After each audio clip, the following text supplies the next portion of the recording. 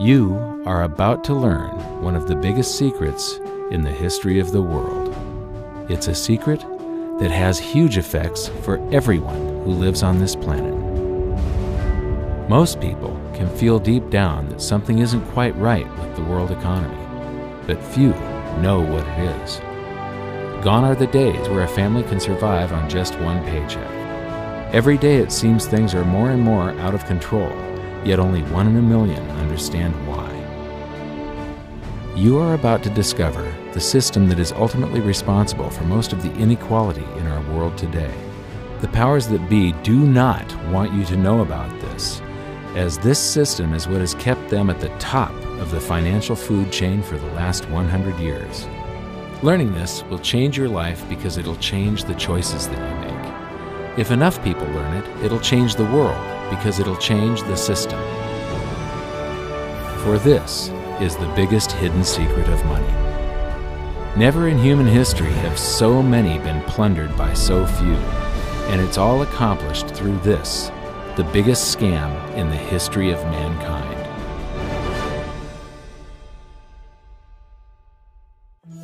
They say that money doesn't grow on trees, but the truth is that the modern banking system creates currency far faster than trees can grow. Most people don't have a clue how currency is created. Economists and bankers make it sound so complex that people think they can't understand it. But I'm going to strip our monetary system down to its essence so that you can see the scam behind the curtain and just how it affects you. Every modern society creates currency in pretty much the same way. But since the US dollar is the majority of the world's currency, I'm going to use the United States as our example. It all starts when some politician says, "Vote for me and I'll make sure the government provides you more free stuff than my opponent will." But there's no such thing as a free lunch. So to provide that supposedly free stuff, the politicians vote for the country to spend more than its income. This is called deficit spending. To pay for that deficit spending, the Treasury borrows currency by issuing a bond. So what's a bond? If you think about it, a bond is really nothing but a glorified IOU. It's a pretty piece of paper with numbers printed on it that says, "Loan me $1 trillion today, and I promise over a 10-year period I'm going to pay you back that $1 trillion plus interest." But what you need to understand is that Treasury bonds are our national debt. These glorified IOUs are to be paid back by you and I and our descendants through future taxation.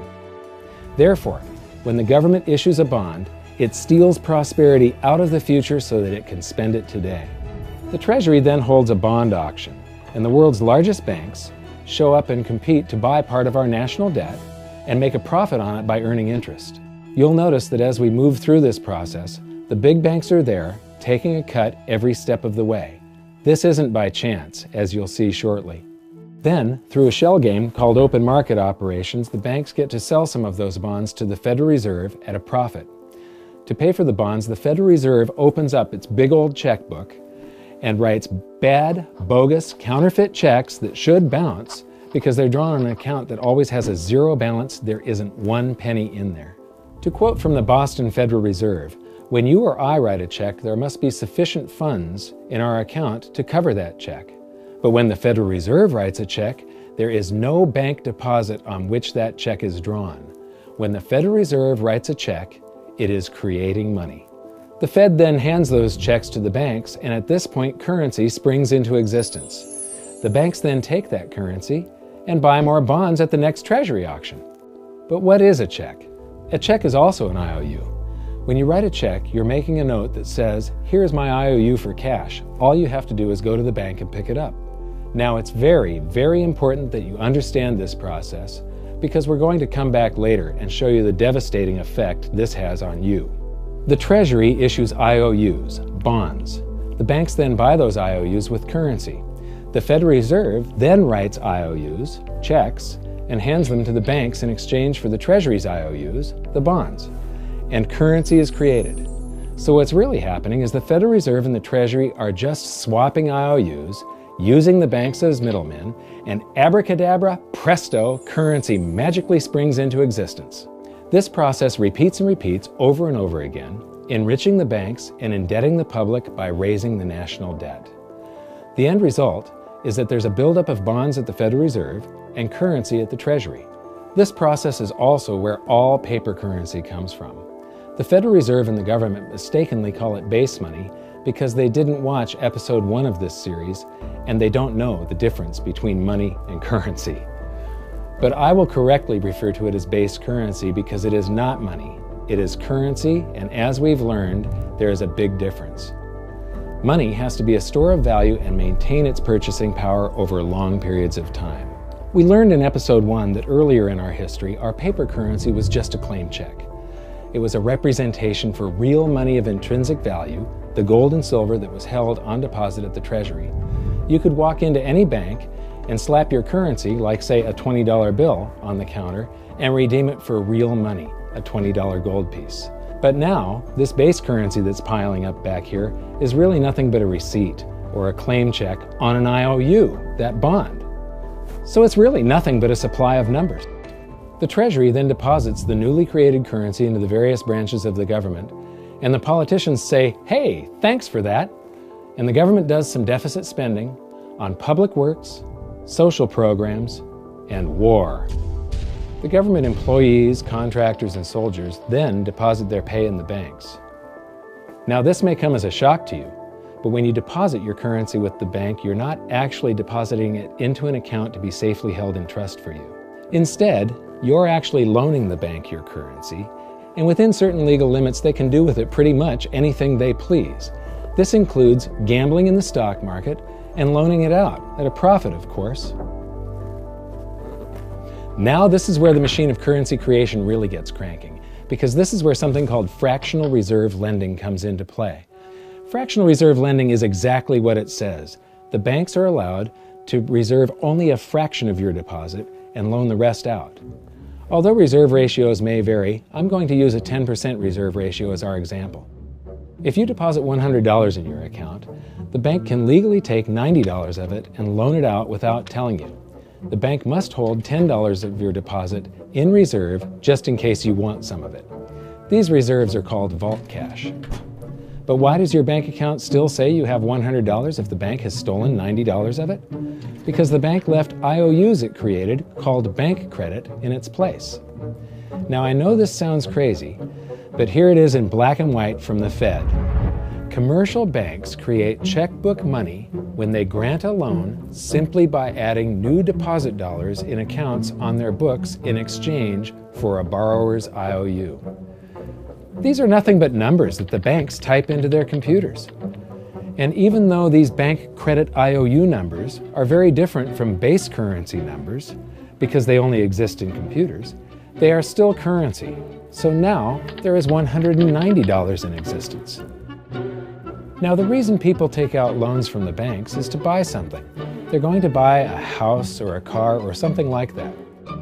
So the borrower takes the $90 that the bank loaned to him from your account and he pays the seller of the item. But then the seller deposits that currency into his account and his bank loans out 90% of that and leaves bank credit numbers in its place. So now there's $271 in existence. This process repeats and repeats until under a 10% reserve ratio, an initial deposit of just $100 can create up to $1,000 of bank credit, all backed by $100 of vault cash, just 10%. But as I said, reserve ratios vary wildly. On some deposits, it's 10%, on others, it's 3%, and on some forms of deposits, reserve requirements are 0. The result is that the expansion of the currency supply by the banks is far greater than even this example would lead you to believe. So once again, when currency is deposited in the banks get to lend it out, and then it gets redeposited and relent, redeposited and relent, redeposited and relent over and over again, creating bank credit all the way. This is where the vast majority of our currency supply comes from. In fact, 92 to 96% of all currency in existence is created not by the government, but here in the banking system. Now, massive amounts of currency spewing into society may at first sound like a fun idea. That is, until you remember one of the most important hidden secrets of money from episode 1, that the prices of everyday goods and services act as a sponge on an expanding currency supply. The more currency we have, the more prices rise. This is where inflation comes from. The true definition of inflation is an expansion of the currency supply. Rising prices are merely the symptom. So our entire currency supply is nothing but a couple of bucks whipped up in this hocus-pocus scam where the Treasury and the Federal Reserve swap glorified IOUs, and a bunch of numbers that the banks just type into their computers. That's it. That's our entire currency supply. It's nothing but a supply of numbers. Some of them printed, most of them typed, and there is nothing else. But if you thought that was crazy, get ready to enter the twilight zone of modern economics. We work for some of that currency supply. True wealth is your time, but we trade away moments of our lives, hour by hour, day by day, and year by year, for numbers that somebody printed on pieces of paper or just typed into a computer. Now those numbers represent our blood, sweat, tears, labor, ideas, and talent. We are what gives the currency its value. But here comes the really cruel joke. We work hard so that we can save some of that currency, so that we can pay the tax collector. In the United States, it's known as the IRS. They then turn it over to the Treasury so that the Treasury can pay the principal plus interest on that bond that the Federal Reserve bought with a check drawn on an account that has nothing in it. Now let's do a recap on this section, because this is where the system begins to rob you and I on a massive scale. Much of our taxes are not used for schools, roads, and public services, but to pay interest on bonds that the Federal Reserve bought with a check drawn on an account that has nothing in it. The Federal Reserve is committing fraud. But here's one of the biggest secrets of them all. Before the establishment of the Federal Reserve, there was no need for personal income tax. The Federal Reserve was created in 1913, and that very same year, the Constitution was amended to allow income tax. Do you really think this was just a coincidence? Ask yourself how much income tax you've paid over your lifetime. Much of it has been silently siphoned away into the hands of those who own the system. Yes, this system has owners. Who they are is an even bigger secret that we'll get to shortly. But first, we need to understand the mumbo-jumbo of the so-called debt ceiling. It's all based on a huge paradox. There was interest due on that bond, and there was interest due on every one of those loans that the banks made. That means that there is interest due on every dollar in existence. Let me ask you something. If you borrow the very first dollar into existence, and that's the only dollar that exists on the planet, but you promise to pay it back plus another dollar's worth of interest, where do you get the second dollar to pay the interest? The answer is that you have to borrow that one into existence and promise to pay it back with interest as well. So now there are $2 in existence, but you owe $4, and so on and so on. The result is there's never enough currency to pay the debt. There is always more debt in the system than there is currency in existence to pay the debt. Therefore, the whole system is impossible. It is finite. It will come to an end one day. What would happen if the government stopped borrowing to do deficit spending? Are the payments on those treasury bonds going to stop? What would happen if the public stopped borrowing and going deeper into debt? Are your house and car payments going to stop? No. There is a payment due every month on the principal plus the interest on every dollar in existence, and those payments do not stop. If we stop borrowing, then no new currency is created to replace the currency that we used to make those payments. Whether you're making a payment on a loan or paying tax to make a payment on a bond, the portion of the payment that goes to pay off the principal extinguishes that portion of the debt. But the debt also extinguishes the currency. Currency and debt are like matter and antimatter. When they meet, they annihilate each other. If we just pay off the principal only on all the loans and bonds that exist, the entire currency supply just vanishes. So if we don't go deeper into debt every year, look what happens. The whole thing goes into a deflationary collapse under the weight of those payments.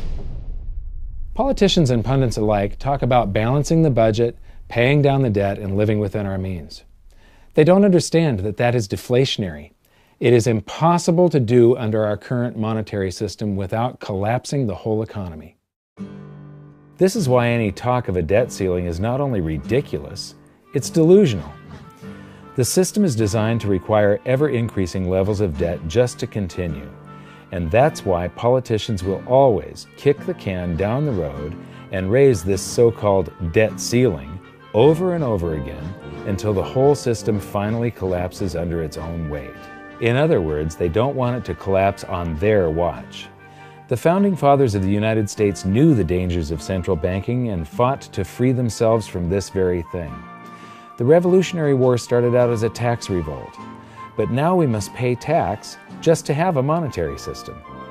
Having just suffered through the hyperinflation of the continental dollar, which was printed into oblivion to finance the Revolutionary War, they understood the dangers of fiat currency and debt-based monetary systems.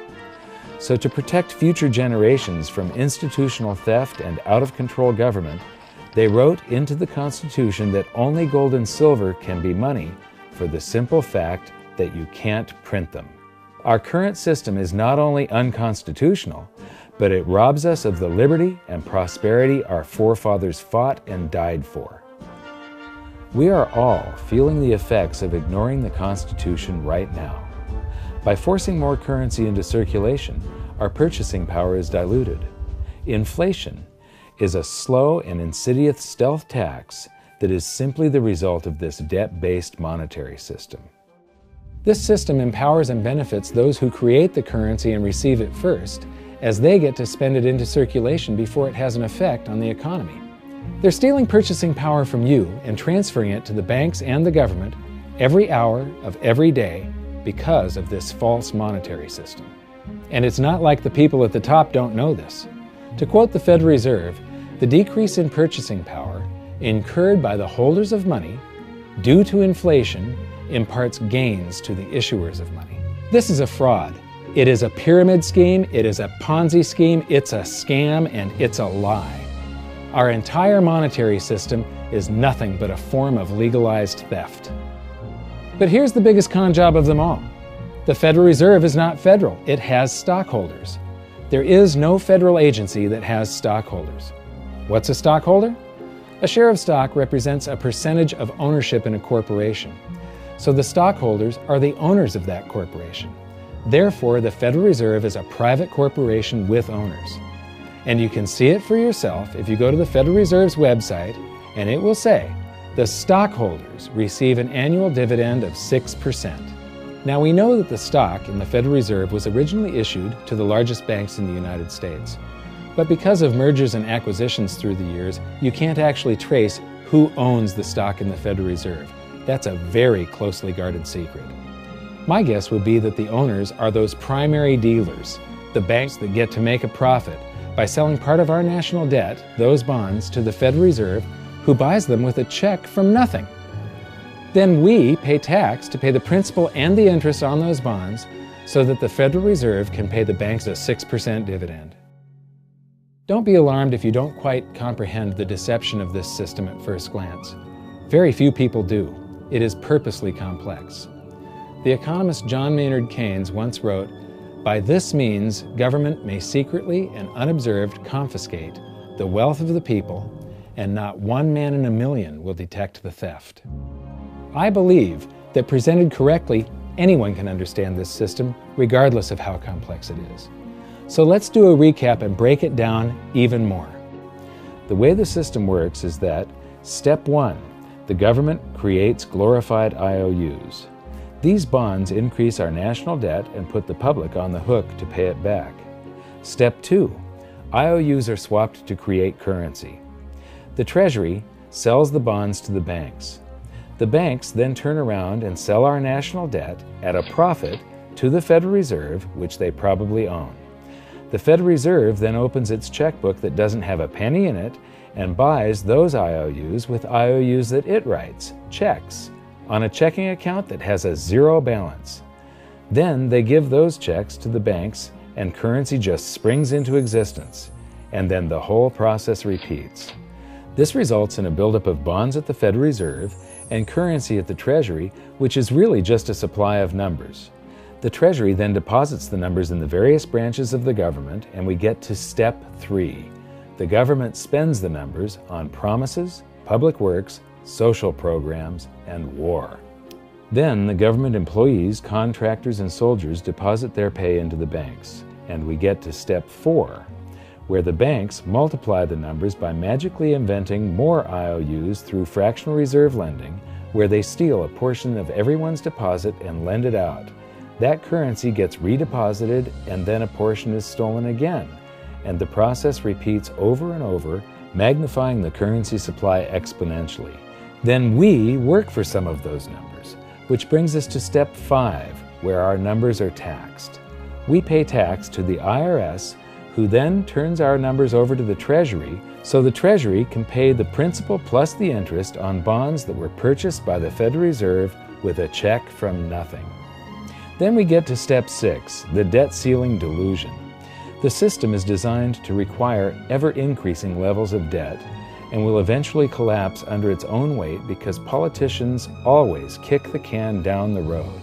They don't want it to collapse on their watch. And finally, step 7, the secret owners take their cut. The world's largest banks own the Federal Reserve. Those banks make a profit selling our national debt to the Fed. They make a profit when the Fed pays them interest on the reserves held at the Fed, and the Fed pays them a 6% dividend on their ownership of the Fed. This system is fundamentally evil. It funnels wealth from the working population to the government and the banking sector. It is the cause of the artificial booms and busts of modern economies, and it causes great disparity of wealth between the rich and the working class. And it is only possible because we no longer use real money, we use currency. But worst of all, it is a form of enslavement. Bond is the root word of bondage. Whenever a government issues a bond, it is a promise to make us pay tax in the future. Nobody asked you if you wanted to pay tax today for the prosperity we all enjoyed in the last century. Nobody is asking our children if they want to work hard in the future to pay for the prosperity we're enjoying now. George Washington once wrote to James Madison, "No generation has the right to contract debts greater than can be paid off during the course of its own existence." By stealing prosperity from tomorrow so we can spend it today, we enslave ourselves and future generations. Now this all sounds pretty bad, but there is great hope, for you are the greatest threat to this false monetary system. This system relies on the public being ignorant of its workings. Please share this knowledge with everyone you know, because an informed public that fully understands the system can build a better future for generations to come. And now I leave you with this quote, widely attributed to a former director of the Bank of England. The modern banking system manufactures money out of nothing. The process is perhaps the most astounding piece of sleight of hand that was ever invented. Banking was conceived in inequity and born in sin. Bankers own the earth. Take it away from them, but leave them the power to create money and control credit, and with the flick of a pen, they will create enough money to buy it back again. But if you want to continue as the slaves of bankers and pay the cost of your own slavery, let them continue to create money and to control credit. This is the Federal Reserve in Washington, D.C.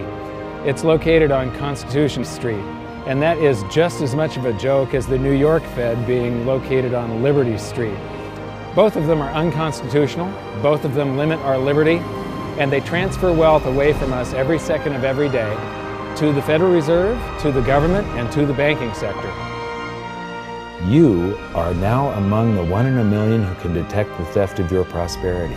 So the big question is, what can you do about it? 1. Watch this video until you can describe and teach it to others. Those who understand this system can make preparations for its unavoidable collapse and protect themselves. History shows that those who don't will probably be wiped out. 2.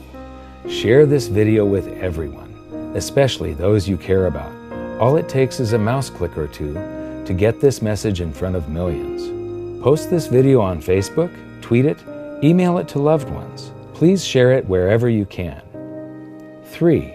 Join the conversation. The current world monetary system is based on a 300-year-old design meant to enrich a few at the expense of the many. There must be a better way. At hiddensecretsofmoney.com, we've created an open-source platform for the design and development of a new world monetary system. We're calling on every economist, every student, every college, every bright mind, and anyone who cares to join the discussion. In educating ourselves and each other, we can prevent the further loss of our freedoms and maybe, just maybe, win some of them back.